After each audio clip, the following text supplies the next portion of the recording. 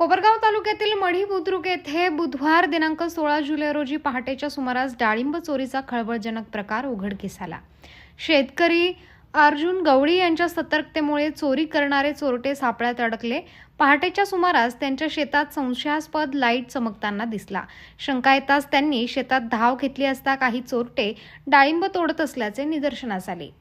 गवळी यांनी जोरदार आरडाओरडा केला असता चोरांची एकच धांदल उडाली।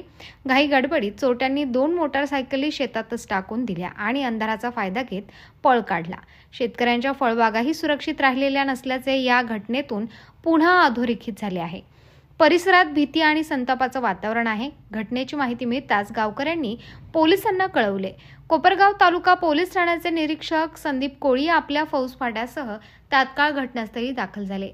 पोलिसांनी घटनास्थळावरील 2 दुचाकी ताब्यात घेतल्या असून अवघ्या काही तासात पोलिसांनी चोरी प्रकरणी गोरख सकाहरी बर्गे राहणार दहिवडी तालुका सिन्नर आणि गौतम विष्णू जगताप राहणार नामपूर सिन्नर या दोघांना अटक केली आहे। त्यांच्याकडून सुमारे 30,000 रुपयांचा मुद्देमाल जप्त करण्यात आला आहे।